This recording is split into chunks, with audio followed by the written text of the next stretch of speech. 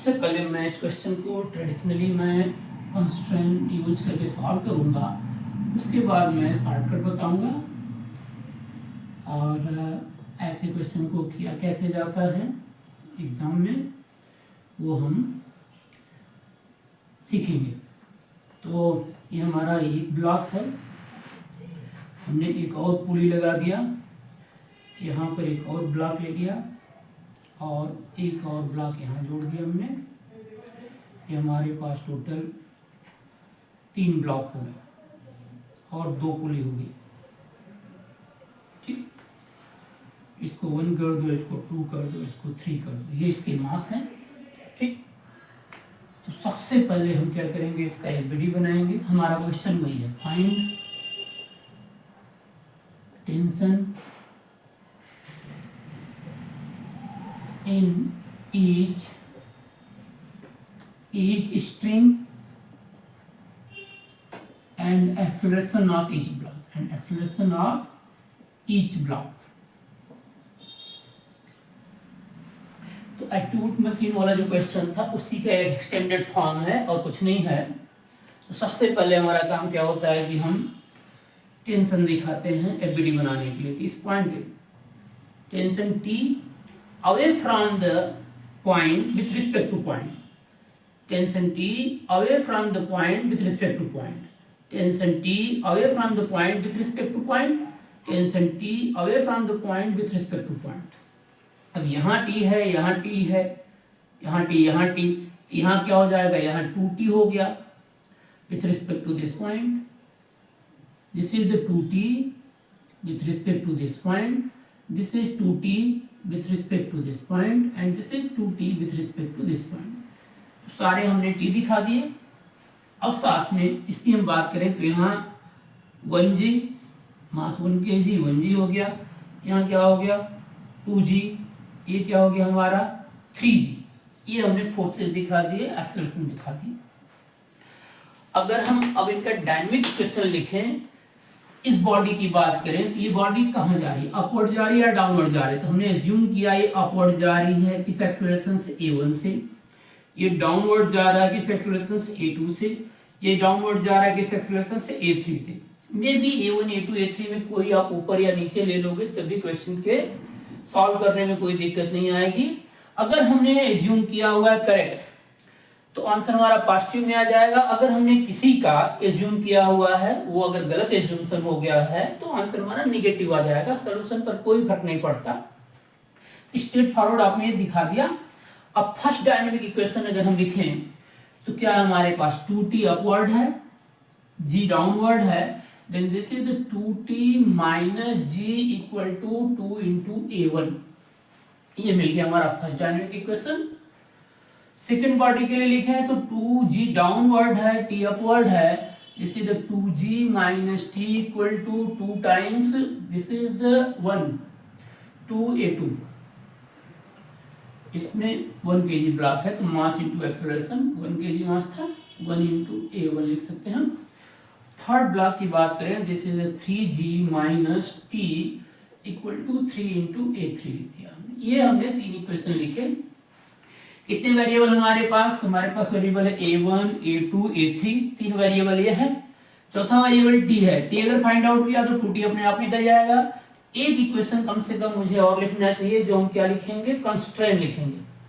अब कंस्ट्रेन अगर लिखते हैं तो उसको ध्यान समझने की जरूरत है। कंस्ट्रेन अगर हम कंस्ट्रेन लिख रहे हैं इसका तो आप फिर से हम डायग्राम को रीड्रा कर रहे हैं। देखो ब्लॉक हमारा ये है 1 वाला, ठीक, और पुली हमारी ये फिक्स है और ये हमारा सेकेंड पुली है। इससे 2 ब्लॉक कनेक्टेड हैं, एक ये है एक ये है। अगर इसको मैं x1 ले रहा हूं अपवर्ड, इसको मैं ले रहा हूं x2, इसको मैं ले रहा हूं x3। अब बहुत सिंपल सा कॉन्सेप्ट है, मैंने जो सिखाया था आपको। This is the segment 1। पहले रस्सी की बात करें, ये हमारी फर्स्ट स्ट्रिंग है, ये जो स्ट्रिंग है ये हमारी फर्स्ट स्ट्रिंग है ये, और इस स्ट्रिंग के 2 सेगमेंट हैं। तो फर्स्ट स्ट्रिंग की बात करें हम S1 मान लें, इसके दो सेगमेंट की बात करें तो फर्स्ट सेगमेंट को ध्यान से देखो, this is the point moving toward the center of a string, then we have to take plus x1, center minus x1, centre की ओर मूव करता है तो निगेटिव साइन लेते हैं, and this is the fix point, तो इसका लिखेंगे तो 0 लिख देंगे। दोनों इंड, किसी सेगमेंट के दोनों इंड का लिखते हैं, पहला इंड यहाँ पर सेंटर की ओर जा रहा है इसलिए आपने निगेटिव लिया टुवर्ड द सेंटर होने की वजह से, और दूसरा इंड आपका फिक्स है, कहीं मूव नहीं कर रहा है इसलिए उसके लिए 0 लिया। अब हम इस सेगमेंट की बात करें तो इसका ये वाला इंड जो है वो डाउनवर्ड जा रहा है y से, इसके लिए हम क्या लेंगे, अवे फ्रॉम द सेंटर तो प्लस y, और ये आपका 0 क्योंकि फिक्स है।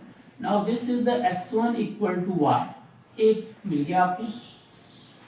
अब s2 मतलब दूसरे स्ट्रिंग की बात करें, इसको हम s2 मान रहे हैं, दूसरे स्ट्रिंग के इस ब्लॉक की बात करो, this is the point moving away from the center of a string, away from the center of a string मतलब x2 plus this is the point moving toward the center of a string, ये y नीचे जा रहा है, पूरी की पूरी पुली y से नीचे की ओर डिस्प्लेस हो रही है, ये पॉइंट y नीचे जा रहा है, then toward the center मतलब नेगेटिव y।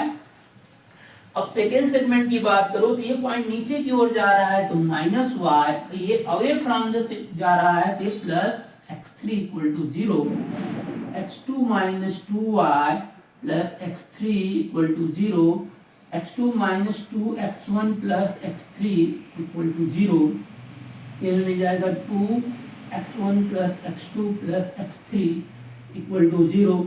डिफरेंशिएट कर देंगे तो -2a1 plus a2 plus a3 equal to 0 हो जाएगा। ये हमारा फोर्थ इक्वेशन हो गया। अब हमारे पास 1 2 3 और 4 चार वेरिएबल, चार इक्वेशन, इनमें हम वैल्यू रख करके इसको सॉल्व कर सकते हैं। वैसे तो ये काम मुझे आप लोगों को होमवर्क में दे देना चाहिए, फिर भी मैं इसको सॉल्व करके आपको दिखा रहा हूँ। इस क्वेश्चन को मैं पूरा ही सॉल्व कर दे रहा हूँ, तो मुझे जगह की जरूरत है तो यहां से मैं रफ कर रहा हूं।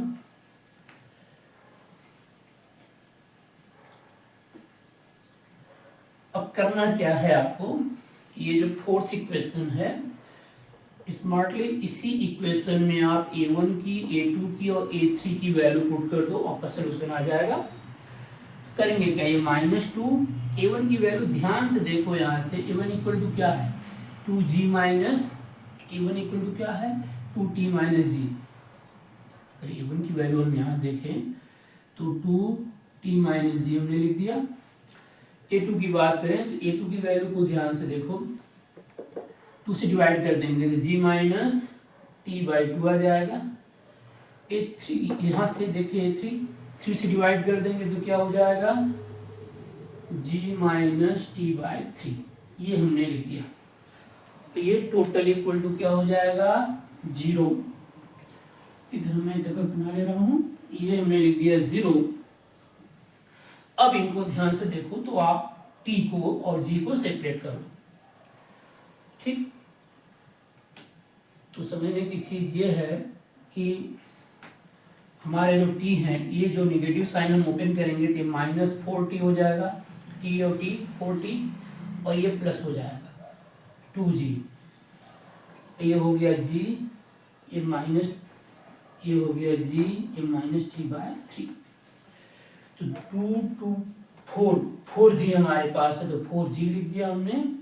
और t में ध्यान से देखिए तो 1/3 है, 1/2 है, और क्या है, 4 है, ये 4 हो गया, ये t बाहर ले लिया मैंने, तो यहाँ से एलसीएम हो जाएगा आपका 6, 24, 2 और 3 29/6, तो ये हो गया 29/6t इक्वल टू 4g। जब हम इसको सॉल्व करेंगे तो t की वैल्यू हमें मिल जाएगी 24/29g। t अगर हमें मिल गया तो हम सारे एक्सेलरेशन कैलकुलेट कर सकते हैं। अगर हमें a1 चाहिए तो फॉर a1, ध्यान से देखिए, a1 2t माइनस जी है, 2t माइनस जी तो 2 टाइम्स 24/29 जी में से हमने जी माइनस किया, ये 48 में से 29 घटाएंगे तो 19/29 48 तो में से अगर 29 माइनस कर रहे हो तो 19/29 जी आ जाएगा। ये आपको मिल गया A1 की वैल्यू। A2 की बात करें तो A2 क्या है हमारे पास g minus T by two. तो A2 अगर लिखते हैं हम g minus T by two, T की वैल्यू कितनी है हमारे पास 24/29 g minus T by two. तो g minus T by two G minus 24/29। तो t बाई टू अगर मैं करता हूँ तो 12 आ जाएगा यहाँ, ये 29 में से 12 माइनस करोगे तो ये 17 हो जाएगा, 17/29 जी। अब हमने A1 प्लस लिया था तो प्लस आ रहा है, इसका मतलब किधर आ रहा है अपवर्ड। ये डाउनवर्ड लिया था तो डाउनवर्ड प्लस आ रहा है, मतलब डाउनवर्ड। अगर ये निगेटिव आ जाता तो मुझे कहना पड़ता कि नहीं ये अपवर्ड जा रहा है, जैसा मैंने एज्यूम किया था वैसे ही आ रहा है। A3 की बात करें तो g minus T by three, तो g हमारे पास है 24/29 जी। तो t से जब 3 करेंगे तो ये क्या हो जाएगा 8, ये सॉल्व करेंगे तो 21/29 जी हो जाएगा। ये आपका A3 हो गया 321/29 जी। ये हमने तीनों इक्वेशन सॉल्व करके निकाल लिए। हाँ, यहां पर अगर हम कंस्ट्रेंट के लिए अगर शॉर्टकट यूज करें तो शॉर्टकट यूज करके हम कंस्ट्रेंट निकाल सकते हैं, वो मैं भी आपको डिस्कस करके बता रहा हूं।